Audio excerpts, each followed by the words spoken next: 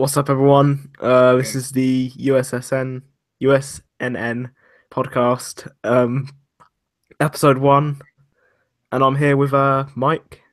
Hey guys. So, what's our first subject, Mike? All right. So I think our first subject we're going to cover is going to be the G20 summit and what is happening over there, and just kind of go over some of the details if you're unaware of what's going on there. And there's certainly some significant things happening. The G20 summit is the 20 most powerful, or I believe the 20 largest economies on Earth. Their nation leaders gathered, and I think it was in Germany this year. It was in Germany. And anyways, a bunch of journalists went to cover it, including Lauren Southern and a few other people, and Tim Pool. Yeah. While they were covering the event, Lauren was walking, and just so happened to be walking near Tim Pool. So for those of you who don't know, Lauren Southern is a very conservative kind of identitarian type person. I mean, she's pretty far to the right, and she has some beliefs that are, very traditional, very old, and because of the clinging to tradition, which she does, liberals and leftists, they tend to hate her. And so basically the situation goes down is a mainstream journalist, or as Tim Pool would call them, just an activist, not a journalist, takes a picture of Lauren Southern to show her location and basically doxes her in front of everyone. And there were approximately 5,000 Antifa and Black Bloc members there. 5,000. I mean, that's insane numbers. That is a battleground. That's so not all of them necessarily Antifa, but definitely, I mean, because you could just see them just wearing just sheets of black in their streets. I guess they were there not to do anything to the leaders, but I guess they were just there to harass the journalists. Anyways, they take a picture of Lauren Southern. Tim Pool and one of Tim Pool's friends is in the photo. Lauren doesn't even know the other guy in the photo. She knows Tim Pool, but not the other guy. But Lauren and a few other people, they run away basically, and they have to go hide. They go into hiding, and they get found by a bunch of guys. And then they have to run some more. And finally, Lauren Southern sits down and makes a 13-minute, 40-second video with Tim Pool in their hotel room. So this video basically consists of they got attacked and Tim Pool's defending her, although, as some of you may know, Tim is not a right-wing person almost at all. He's mostly leftist. But he was defending her because she was being attacked, basically. So the way that it continues to go down is the video, as soon as the video is over, Lauren makes an apology video. And I didn't know what she may have been apologizing for. As it turns out, the other members that were in the photo, just every person that was in the photo, was attacked by Antifa. And not only were they attacked, but they were like beaten until they had to go to the hospital, like severely. Yeah. Multiple people. Not even right-wing people necessarily, just people that were near her in a photo. I think Lauren pretty much got away from the event unscathed, but she was apologizing for being there and not taking precautions to help those people. But nevertheless, without focusing on that specific situation, 5,000 Antifa, targeting certain individuals and just gathered like a military, like an army right outside of the G20 summit. It's definitely an event. Certainly is one of those ones that could, I don't know. It seems historical in its size and its magnitude, Yeah, for sure. Definitely. So, what are your thoughts on that? Have you seen anything about that? I saw a Lauren Southern video on it, but I didn't get too clear a picture. I just sort of, I know someone got attacked and it was semi her fault. She said, "Oh, I need to take more precautions." Blah blah blah. And That's true. I think soon it'll get to the point where you'll start after wearing a bulletproof vest. Tommy Robinson Yeah. does it. I saw a video where he put on a bulletproof vest just before he went out because he knows the threats are real. I think he got placed on Al Shabaab hit list. Yeah, it's gonna happen to loads of people. Milo, he said, I'd spend like $500,000 on security each year. Yep. Yeah, these people aren't safe. You know, it's not exactly the safest profession in the world. Absolutely not. Yeah. And when you're going against people who genuinely believe anyone who disagrees with them belongs to the group that killed millions of people, you know what I mean? Like, you're a Nazi if you disagree with me. If you genuinely believe that, then it makes sense to attack them, attack the people they're friends with. It makes sense to do all kinds of terrible things to them. So, but part of that, you know, has definitely been mainstream figures saying things about how, you know, anybody on the right is a white supremacist and a Nazi and a racist and a bigot, Islamophobe, homophobe. I mean, that's if you convince people that that is what we are, then there is the proper response is probably to go beat us. You know what I mean? Like, so Yeah. the biggest issue being, while it's possible that you could make some debate for Lawrence Southern being an extremist, I wouldn't, but it is possible. Why in the world would your targets be just people in her proximity at one time? Yeah. I can't get over the fact that that they attacked I think his name was Luke Rudowski. I think that was it. Tim, he had to give Lauren like a beanie and shades, and she had to change her clothes, and so they had to. I mean, they really were on the run, and so you know, I don't want to be the type of person that is always like screaming it's doom, you know, doom and gloom. But this is certainly a situation where we need to understand what it means, understand that they really couldn't find any protection at that point, and that, you know, Antifa over there is not the same ball game. You're talking about people who've been doing this for decades, as they said. That's where it started. Is the anti-fascist movement over there was an actual political party. It's a political party. So basically, yeah. So they've been doing this for decades. They are trained. They're not like these wimps that we have here in America. So, yeah. I mean, what do you make of it? Well,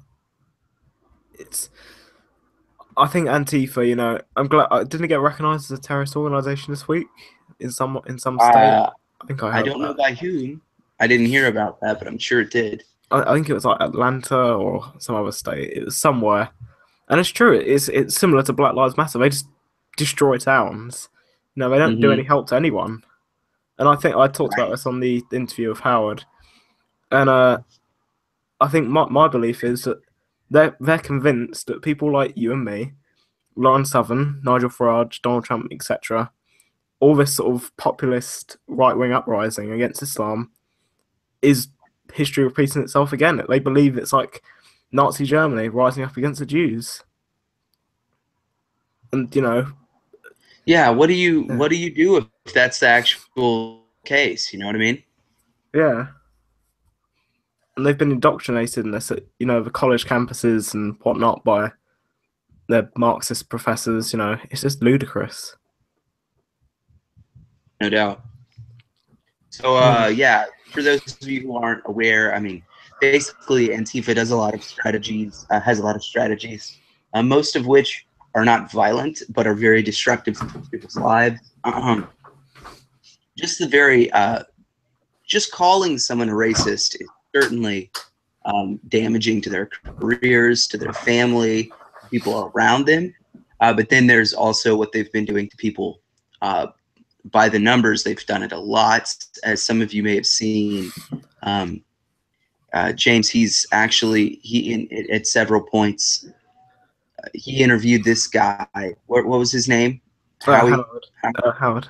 Yeah, and he's from here in the U.S.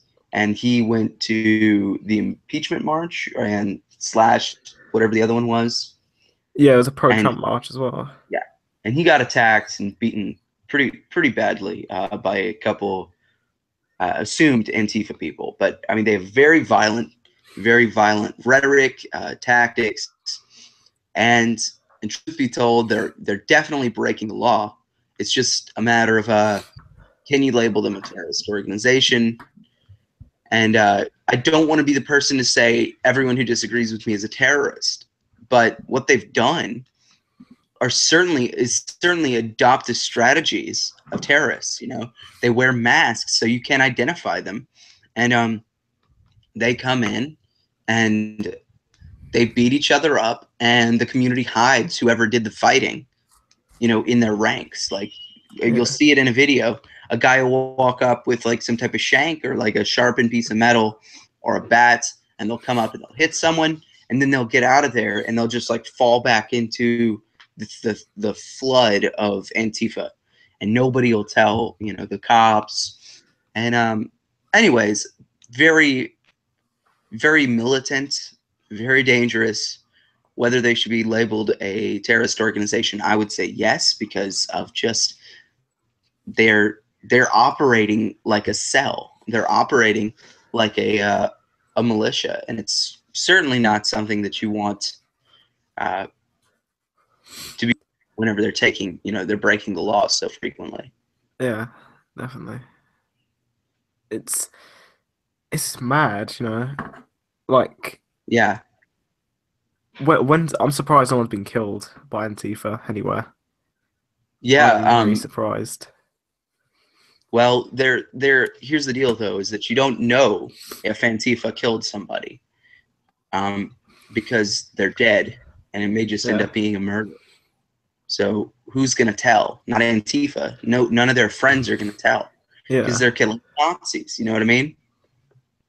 So if you go online to change.org, there's a petition with 89,000 supporters and signers to declare Antifa a terrorist organization.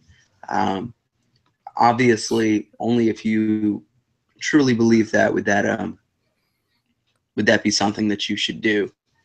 But we need to do something about it, and as the citizens, I do think that it is kind of our duty to protect each other and just to protect civilization. And no doubt that what Antifa has been doing is dangerous. I would say enough that they can be pretty easily called terrorists, but that's me. I'd say the same. Black Lives Matter, that needs to be labeled as a terrorist organization as well. You think? Their inspiration is on the FBI's most wanted terror list. It's just, right. Yeah, and people are saying, "Oh, they're so brave." Blah, blah, blah. What? It's just like there's not much of a problem, as far as I know, between race in America. But if there was, Black Lives Matter is not a solution. No way. Where I'm from, it's totally the opposite of what people think. It's usually, I mean, I see it. I do see it where white people are racist towards black people or other people in general, but I have experienced it from black people towards myself. So I mean, we do have race issues, but I think it's nothing that wouldn't be solved if you just got up, went to work, and worried about yourself.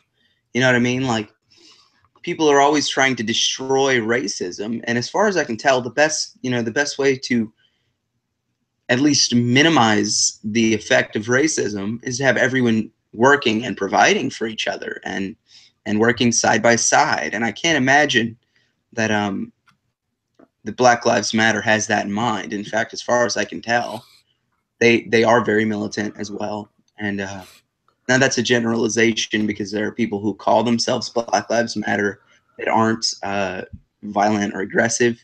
So I don't know about Black Lives Matter, because I know a few people that are kind of in it.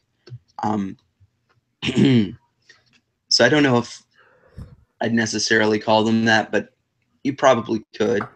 Yeah, you could get away with that. But again, I don't want to be the guy who just labels everybody who disagrees with him. as terrorists. Yeah. I want to fight their ideas. And you can easily fight the ideas of Black Lives Matter, and you can easily fight the ideas of Antifa. Antifa.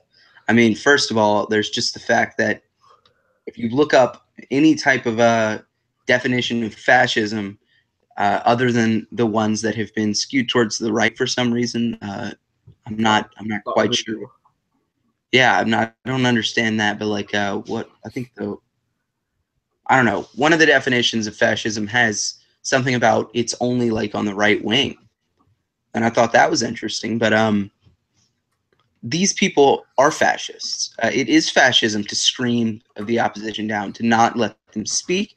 It's fascism to rule with weapons and to rule with fear and intimidation, which is totally what they're doing. So the anti-fascists, they most certainly are. I mean, I can't. Yeah, I mean, they're definitely fascist-like, whether they're fascists, and it's their argument is almost invalid, mostly because they're not fighting even the right people. There are people that are doing awful things, and they belong to the left and to the right, but I don't know why they keep on attacking just people, like not even extremists. Like Howard, he said he was a registered Democrat until Trump. I mean, look who you're beating up. You're beating up the wrong people. So that's what I'd say about kind of the situation, is that they are just violent. They're childish. They most certainly shouldn't be allowed to just gather up when violence happens against a certain group of people every time. Yeah, the riot police, they definitely need to do something like that. If I was in charge, I'd just have water cannons out and blast them off. I wouldn't care, Yeah, in a few cities, we've had Antifa gatherings, and that happened. But most of the time, they just show up, do their thing, break a few people's noses, and go. I mean, that's just that's one. I mean, that's not going to fight fascism. I can't believe anyone thinks that's going to work. It's ridiculous. Yeah. So do you think we should move on now? Absolutely. But one more thing that I personally want to say is that I think it would be hilarious if we had people go undercover into Antifa and stay undercover until we reported all the crimes that they've done and recorded them, like with cameras and stuff, and reported it so that we could personally actually help it. But you could just say, you're a leftist and you wear the mask, and I don't know, it seems it's probably dangerous, but it'd be pretty freaking funny to videotape.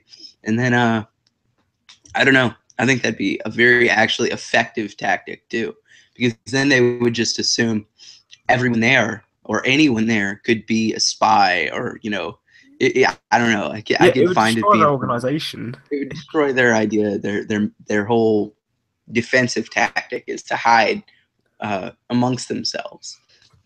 So if you had, just random trolls sitting in their ranks, it's like you lift up the black flap on your shoulder and you got a little Pepe symbol on there. Anyways, but that's my thing, is I would say that they're violent, they're aggressive, and we need to start taking action if the authorities aren't. We can't allow that to just become a thing. And I don't mean that in a restrictive way, because I love people's free speech, and I love people's rights. I love the Constitution. This is unconstitutional. They're silencing others. They're not letting them believe what they need to believe or want. They're not letting them have opinions, and they're being violent towards them. And it's absurd. I mean, you can just look into it. Look it up online. Look up some YouTube videos. Just dozens, hundreds of people having their lives just destroyed by these guys. And so, I don't know. I mean, look into it. They're not afraid of using weapons, or I don't know. Yeah, I'm done with that. Awful Right. people. So should we talk Awful about people. yeah? Should we talk about Milo's lawsuit against Simon and Schuster? Yes. So for some of you guys who may not know, Milo Yiannopoulos, he has made a book called Dangerous. And Dangerous was supposed to come out 6 months ago or so.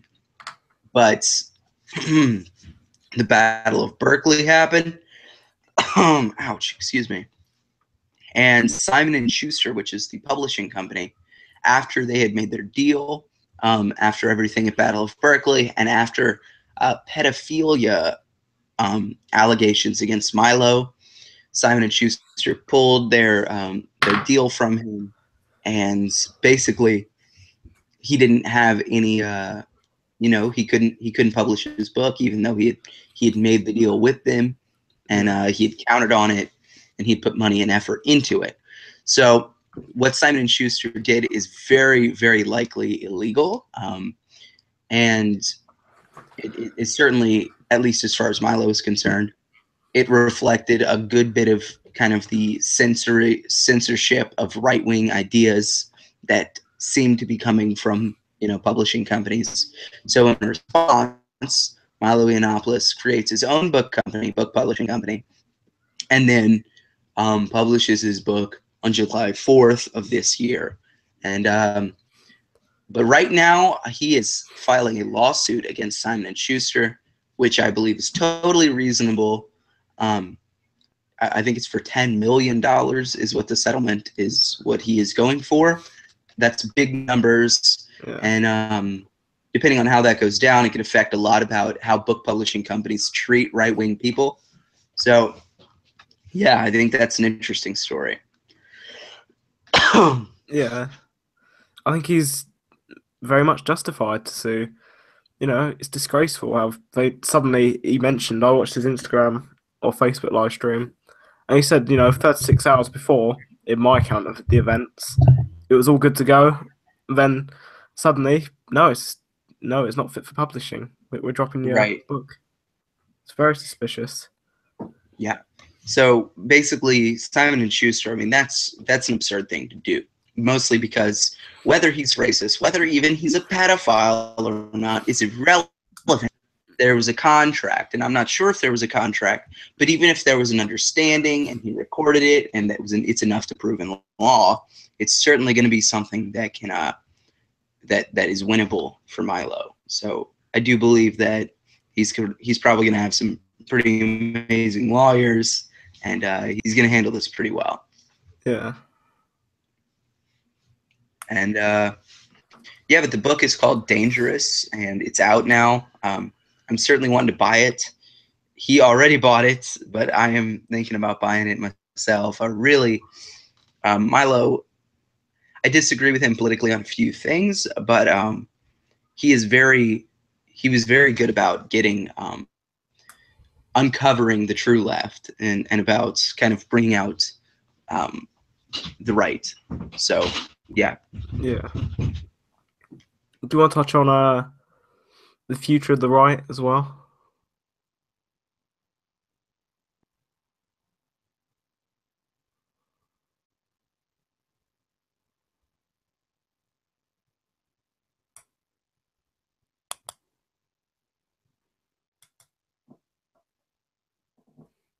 Hello? Sorry about that, man. Oh. Brother. So, yeah, I mean, what were you going to say? Do you want to touch on the future of the right? Absolutely. Sure. So, do you see Lauren Southern's video on this? I think so. Yes. Yeah. Yeah. I think the point that, I forget which one of them made it, that during the election, pretty much the entire right after the primaries, excluding the Never Trumpers, they band together and said, right, we're going to vote Trump. And now, it's just a shitstorm, there's lots of infighting, all sorts.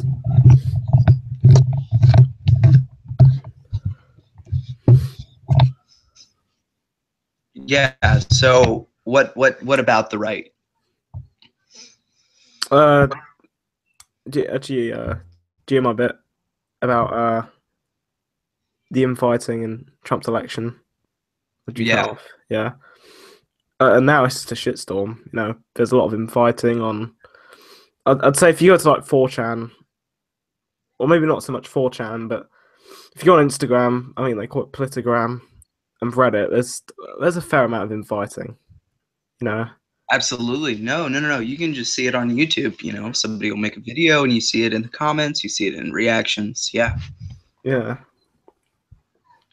So, I mean, I don't know. I think one of the first times that I saw somebody kind of who was on the Trump train get off the Trump train, I thought that that was kind of it for the presidency. And I didn't mean it in the way that, you know, he was going to be impeached. I just think of it as, you know, that was the end of his support and that was going to be the end of his momentum. So whenever he did the strike on Syria, Paul Joseph Watson, who is a major supporter of Trump up until that point, that night he pulled his support basically and he made a video on it. And that was kind of one of the first signs that you saw of the right deciding to kind of, I don't know, tear itself apart. And I don't know. I think part of it shows a lot of people would say that, you know, the right needs to get together. But I think part of what they're doing is showing a little bit of intellectual honesty. If you have a policy, if you have something you believe in, you need to be consistent on it. And in a case like this, I think, you know, if Paul Joseph Watson was on the Trump train, but he's against, you know, foreign entanglements almost entirely, he was just being consistent. Or with people like Ben Shapiro. I think Ben Shapiro is mostly fine with what Trump has done. But when he does something that is not necessarily a right-wing thing or a conservative thing, Ben Shapiro calls him on it. So I think there's a lot of infighting, and I think a lot of people want us to just group together, like Diamond and Silk, who are those the black ladies, the Trump supporters. But they had a video about the right needs to just group together and push legislation through, which personally I agree with. But we do need to be able to check ourselves, and having the voices of dissent say, no, Trump's not even a real conservative. No, this isn't real conservative values. This, you wouldn't have stood for this if Obama had done it. You know, we need people to say those things as well. And so I get their place. I just think right now what we need to do is get our support together and push legislation through and support Trump when he does things that we need done, because this could be it. This could be the 4 years that we have before we go back to another 8 years like we had with Obama or even with Bush. So I think right now we just need to be focused on getting stuff done. Yeah. To be honest, I think unification of the right completely it's nearly impossible, to be honest. Yeah. I think we could do a lot better, but it's not going to be. It's very difficult. Yeah, I can't even. The way that the left operates is you're not a member of the left anymore if you disagree with the mainstream. And the right, I don't think, does that. I think the right is pretty good about, I don't know, it's pretty good about not kicking people out or, you know, disowning people if they disagree. So I would definitely say that people like Ben Shapiro were at the left, that he was on saying the things that, you know, kind of, your leader's doing this wrong. He would be attacked like Bill Maher or anybody else. You know, you're not really a leftist. You're not really a liberal if you believe that, you know, Muslim immigration is a problem, or if you believe that, you know, Western civilization needs to be protected. You're not really a leftist. But the right, even though I think we're never going to be really unified, I think we're pretty good about having actual intellectual diversity. So we definitely, I mean, you could just go to Twitter and follow, you know, all of the public figures that we have that would say that they belong to the right, pretty much disagree with each other on certain issues. But at the end of the day, they support the things that the right believes in. So, you know, smaller government generally. Again, there's some Trump supporters that are they're basically saying that the federal power needs to be higher, the executive power needs to be higher, and I think that that's inconsistent at least. So I would say to that, we need to be consistent. Yeah, I tend to agree. Yeah. Yeah. But no, we're never gonna have full unity. I guess we're still gonna have people who have infighting with each other. I agree with you on that. Yeah. I guess you could argue a little bit of an infighting is actually quite good, and it's healthy. Absolutely, yeah. It yeah. keeps the conversation up, and it keeps challenging the things you believe. I totally believe. Because if we all agreed, it would seem dishonest. Because different people aren't going to end up seeing the world the same way. It just isn't going to happen. Yeah. So it makes sense that we would have people who disagree, and when people disagree and they actually tell you instead of just screaming you're a Nazi and hitting you in the face, you can actually learn and you can actually progress the conversation, and that's crucial. Yeah. So yeah, you got another issue? Yeah. What else do you want to cover? There's a gay pride march in London, I guess, today, so we can cover the concept of that. Sure. So yeah, go on, start gay pride. So I'm not a terrible. I'm a Christian. I was raised Christian. I'm a conservative. I was raised conservative, for the most part, and as a Christian, I believe that homosexuality is a sin. I also believe that pride is a sin. So I find it pretty amusing, the gay pride. It's like, all right, we're fine with you being gay. There's legislation to protect, the actions that you want to take. And now you're just slapping us in the face and saying, see, we can be as big a sinner as we want. The gay, yeah, it's like, why do you take pride in your sexuality? If you were born with it, I mean, it seems kind of goofy to have pride of it. You shouldn't be prideful about something that you didn't make happen. That's just so, I don't know. I find it to be just the idea of it to be inconsistent. I find it to be flashy. And don't they have anything better to do? I mean, working, building a family. I mean, everyone else is.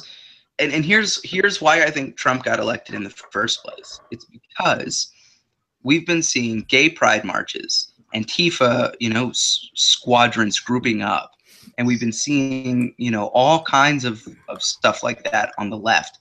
And the right, especially the people down south and in Central America, Central North America or Central USA, are sick of it because they're working all the time. And you turn on the TV at any given point, and all of these people aren't working. They're just, like they're not producing anything valuable for society. So, be gay. Legally, I think there should be absolutely no legislation against being a gay person as long as it doesn't affect other people or their rights. Yeah, definitely. So, I mean, yeah, I mean, you can't affect other people though. I think as soon as you start affecting other people, then you can't complain about legislation against what you do. So I think that's the rational perspective of it. But again, as I said, I'm a Christian, so I personally believe it's a sin. I also think that there are other people who aren't Christians, so it'd be foolish for me to try to get that written down and put down in law. But I'd say, well, I was raised agnostic, and I guess I still sort of am, really. I think, do what you want. You can be gay, but please don't encourage it. We don't need a gay pride march in the West. Your gay cousins are being stoned to death in Saudi Arabia, and it's true. It's true, and they don't say anything because that's one of our only allies. No doubt. Yeah, it's foolishness. What are you marching for? Like, what do you want? You have total equal rights. If you don't, that's illegal. I mean, it's totally. And if you're being, persecuted for what you believe or for what you do, that's also illegal. It's against the law. What do you want? Yes, the world is going to be unjust to you. Everyone suffers, injustice in some way. We're all oppressed. I just think it's time for people to stop complaining and get to work. That's what I'd say and that's also what the right, the working class people and working middle class and middle class people in America. That's what we've been saying is, why aren't these people working? We're working. We're producing what makes America run. And all they can do is whine about how oppressed they are. When it's not even really happening. Pride in your sexuality. It's retarded, but go ahead and do it. Yeah. It's a stupid thing to do, but sure, it's America. Go ahead and do it. Or in your case, it's England. Go ahead and do it if you have the rights to do it. Yeah. But you should be working. You should be producing something. And that's another thing, is that you just don't see these people as productive members of society. And, they're whining about how oppressed they are. And it's like, just work. Just do stuff. Be so good. Be so helpful to people. Be so kind and make yourself such a great person that, maybe other people start taking stigmas off of homosexuality. I mean, I find it absurd, though, because also there's a lot of discrimination that happens at the gay pride marches. I mean, they don't allow Jews. I don't know. I just don't get it. And there's, if you're openly right-wing, possibility that you can just be like asked to leave or kicked out. So I don't know. I mean, it's so hypocritical. It's like, oh, we're being discriminated against. Get out of here, you freaking Jew. They're total outcasts, like the conservative gays. It's just mad. I think they did it at the Women's March as well. No pro-life women. I saw that as well. It's just, what? Also, can I just touch on something you said before? You said it's ridiculous not to be proud of something that you can't affect. Well, what would you make of being patriotic then? Patriotic? Oh, no. Because, okay, so your sexuality is something that you are born with. So patriotism, the act of going to work, the act of saluting the flag actually has an effect on your country, actually has an effect on people. So what I'd say about that is that patriotism is a different entity. So if you're born with a very symmetrical nose, don't have pride over your nose.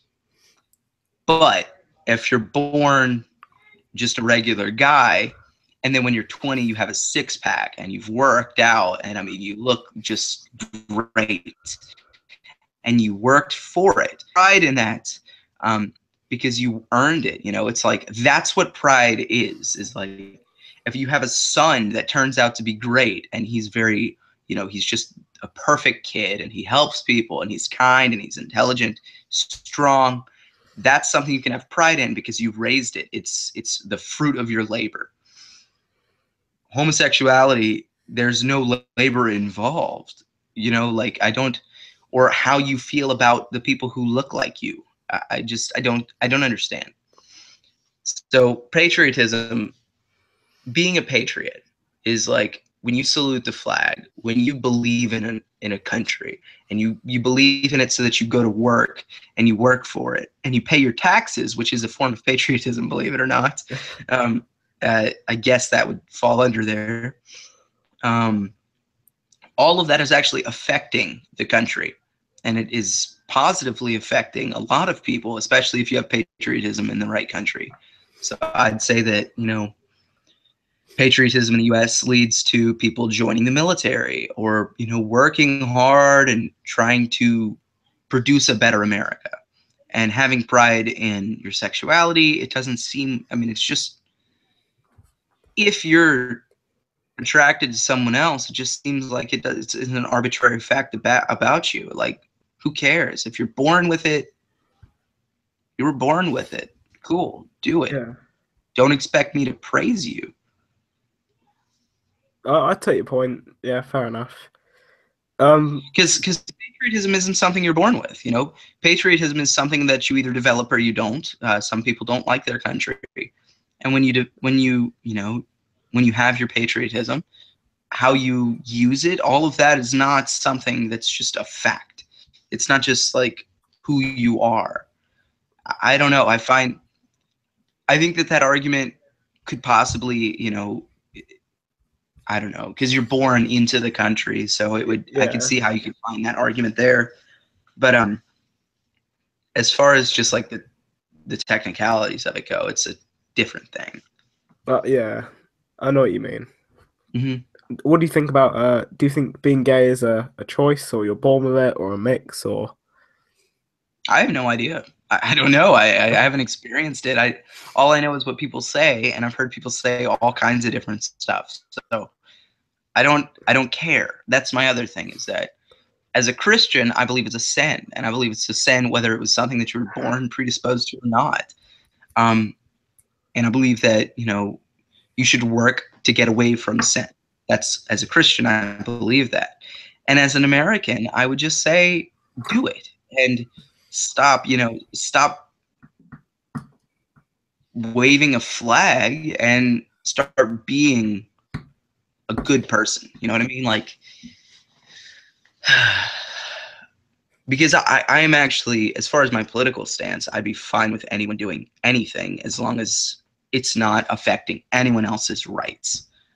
And that seems pretty Antifa, Black Lives Matter, and even in some cases, the gay pride marches, they, especially also the feminists, I almost forgot about those poor screeching whales, but what they do affects other people generally.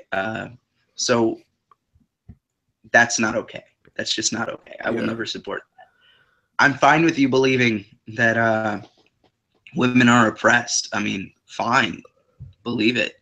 I'm fine with you liking guys. Do it. But I just don't. I don't know. I just don't see why they have to wave the flag. It seems like I don't know. It just seems foolish. Yeah.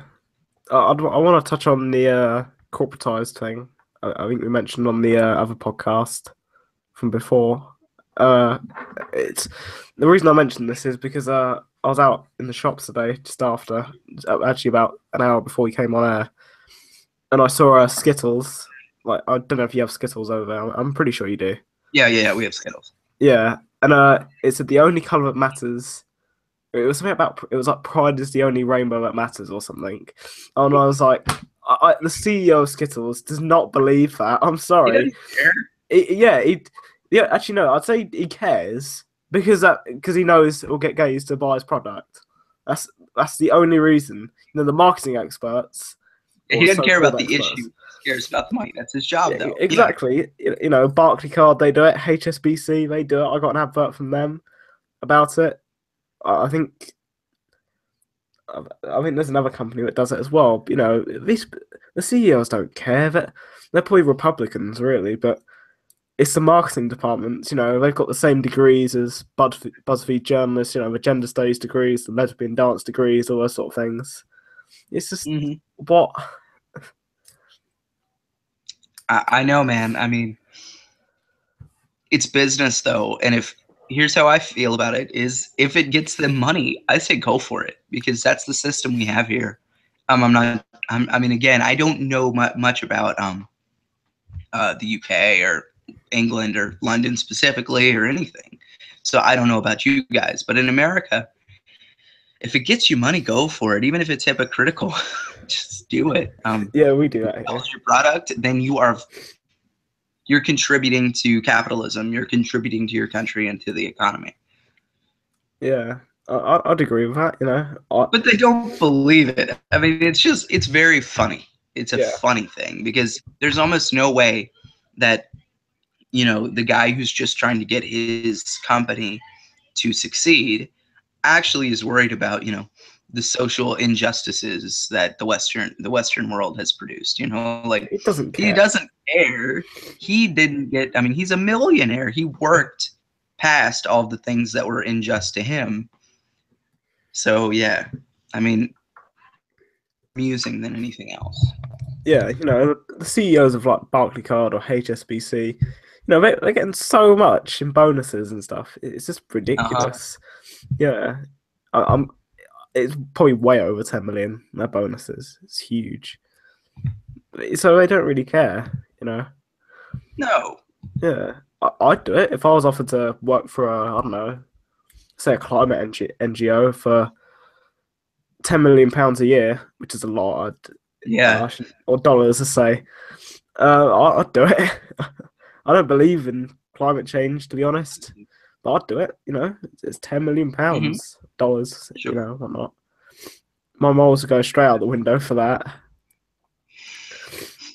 Yeah, I mean, if you again, as a Christian, the hypocrisy and the support of something you don't believe in, this dishonesty, all of that's bad. But as an American, as a capitalist, as somebody who believes in those things, just do it. I mean, like, do it. It's not breaking anybody's, it's not infringing on anyone's rights. Yeah. And it can possibly make you money. Do it. Yeah. But it's so funny. I mean, it's like, and who, when they buy, first of all, probably very few people actually buy the Skittles because they're like, ooh, homosexuality. You know what I mean? Like, but whoever does, it's such a funny thing to think about, them thinking that for some reason the CEO of Skittles cares who they like to put themselves into. Yeah. It's such, I mean, it's foolishness. It's ridiculous. Actually, I'm going to look at Gay Pride March sponsors quickly. What was that? I'm going to look at the Gay Pride March sponsors. Sure. Barclaycard. I don't. They probably do all sorts of business in Saudi Arabia where they kill gays. Yeah. Yeah. Look, Barclays, Starbucks, Tesco's, Delta, Vodafone, Netflix, PlayStation, Smirnoff, Enterprise Rent a Car, Despicable Me, Deliveroo. There's a lot. I'm only naming a few. Channel 4. There's so many. I'd be interested to find out, like, what sort of things they've done to point out hypocrisy. Yeah, look, headline sponsors. Wait, gold sponsors, silver sponsors, bronze sponsors. What? This is like a Patreon page or something. Yes. It's pretty funny. Oh, yeah, it says sponsored by the Mayor of London. He's a Muslim, Sadiq Khan. Yeah, the Muslim guy. I know him. I've seen him on Drudge. Yeah, what? He's such a hypocrite. He referred to moderate Muslims as Uncle Toms, and I didn't know. Yeah, he did it. I saw him in an interview. Tommy Robinson, he mentioned he wanted a person to come into the country. I think it was around about 2000. Who said Hitler wasn't a bad man. There's all sorts that's fucked up in his past. I don't trust him. I seriously don't trust him. Oh, yeah. It's just, you guys are screwed. Yeah. No offense. Y'all can. I mean, the pendulum's probably going to swing back. It's just important that you take action. And that's kind of why I believe in what we're doing by making these articles and making these podcasts and having a discussion and going through, politics and going through ideas and debating them and talking about them. I believe in it because only that can really defeat the radical stuff, the crazy stuff that, such as electing an extremist Muslim to office. I mean, yeah. Debating those ideas could easily save Western civilization. It's important that we have the discussion. It's important that we talk about it. Would you say, I want to get your opinion on something quickly, about conservatism as a new counterculture. Have you seen that video by Paul Joseph Watson? Yeah. Yeah. Would you agree with it? Would you say, I think, is it Gen X or Gen Y or Gen Z? We're Gen Z. I'm Gen Z. Yeah. Would you say they hold the light to a conservative generation, or do you think something will fuck up on the way? I think as of right now, yes, but not necessarily conservatism, because Trump is not a conservative. He's further to the right probably than our last president. In fact, definitely than our last president. But truth be told, I don't know if it's conservatism. It's more like pragmatism. What works? What's real? Practicality, that type of stuff. That's the new counterculture, because arguing about, gender and all of this, it just sounds like such nonsense to people my age. I mean, everybody just doesn't care. We're like, well, we don't care. I don't care that, somebody somebody says they're a woman, gets offended that nobody believes them, and then shoots themselves. I care that they died because they were a human. But what am I going to do about it? I still have issues. I still have to fix my issues. And I still have to get a job. I still have to go to college. And, I think that they're just sick of the foolishness. And they just want to talk about what works, what's going to not get them killed, what doesn't infringe on their rights. So I would say conservatism is the new counterculture, is maybe a little bit too far, because I don't think they're conservatives. I think that would be a little bit too much. Yeah, I've thought a lot about it, to be honest. I'd say, we won't fall for political correctness at the moment. My generation, right? Sure. Gen Z, but that could all change. University, those places are leftist hotbeds. They are. I think my generation isn't as right as, because my theory is, once you've been red pilled so much, you can't go backwards. I don't think my generation's been red pilled that much, so there's still a chance we can be pushed the other way. That's what I was saying. Is what we're doing here matters. Getting our podcasts and our articles and whatever we do, getting it out there. We may never be Breitbart. In fact, it's almost impossible.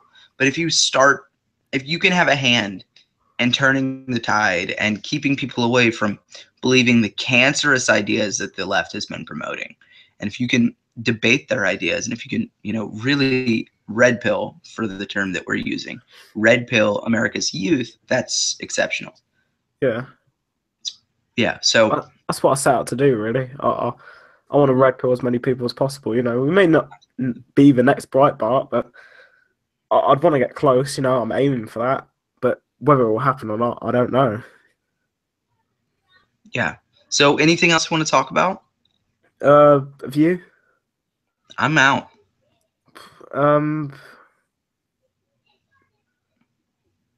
Yeah, I'd say that's it, probably. Yeah, I can't think of anything else. You want to close it out? Yeah. So thank you everyone for watching. We'll be back Saturday next week. Yeah. So bye everyone.